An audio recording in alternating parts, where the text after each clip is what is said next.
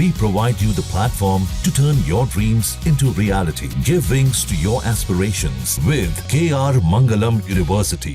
रूस और यूक्रेन के बीच करीब 3.5 साल से जारी जंग फिलहाल खत्म होते दिखाई नहीं दे रहा है।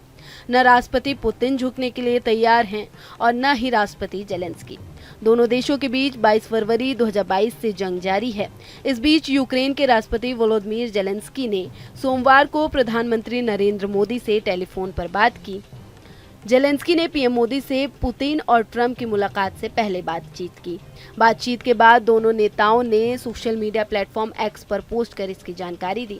प्रधानमंत्री नरेंद्र मोदी ने एक्स पर अपनी प्रतिक्रिया देते हुए कहा कि राष्ट्रपति जेलेंस्की से बात कर और हाल की घटनाओं पर उनके विचार जानकर उन्हें खुशी हुई।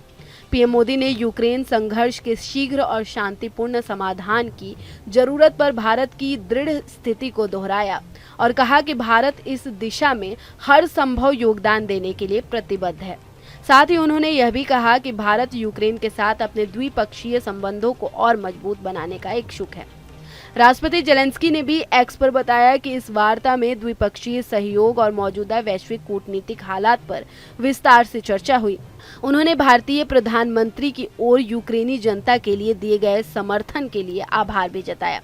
साथ ही उन्होंने रूस के हालिया हमलों, खासकर जापोरिजिया में एक बस स्टेशन पर हुए हमले का जिक्र किया, जिसमें दर्जनों लोग घायल हुए थे।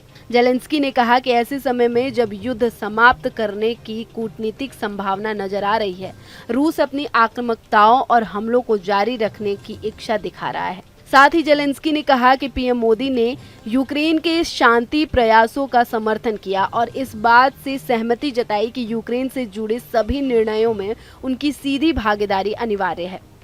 उनके मुताबिक बिना यूक्रेन की सहमति में कोई समझौता अर्थहीन होगा और उसका कोई परिणाम सामने नहीं आएगा। वार्ता के दौरान रूस पर प्रतिबंधों का मुद्दा भी प्रमुखता से उठा। जेलेंस्की ने बताया कि उन्होंने पीएम मोदी के साथ विशेष रूप से रूसी ऊर्जा क्षेत्र, खासकर तेल निर्यात पर प्रतिबंध लगाने की आवश्यकता पर चर्चा की। उन्होंने कहा कि ऐसा कदम रूस की युद्ध को फंड करने की क्षमता को कमजोर करेगा।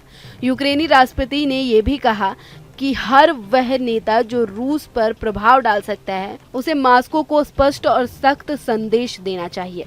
दोनों नेताओं ने इस बात पर सहमति जताई कि वे सितंबर में होने वाले संयुक्त राष्ट्र महासभा के दौरान व्यक्तिगत रूप से मुलाकात करेंगे। इस मौके पर आगे की रणनीति, साझेदारी, शांति प्रयासों और द्विपक्षीय मुद्दे पर विस्तार से विचार विमर्श किया जाएगा।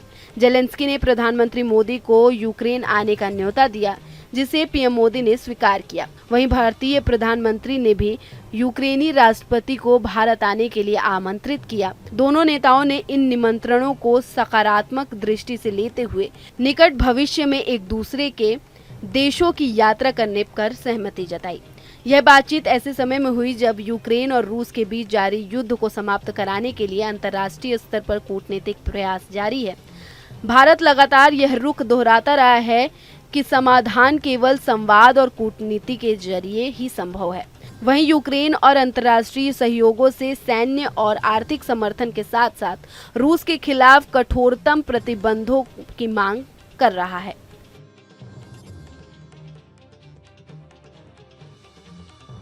जहां भक्ति है हर शब्द में, कथाओं में छुपे हैं दिव्य रहस्य और ज्योतिष देता है जीवन को दिशा। धर्म से जुड़ी हर बातों को जानने के लिए हमारे चैनल स्तुति को सब्सक्राइब करें। चैनल पर जाने के लिए इस लिंक पर क्लिक करें।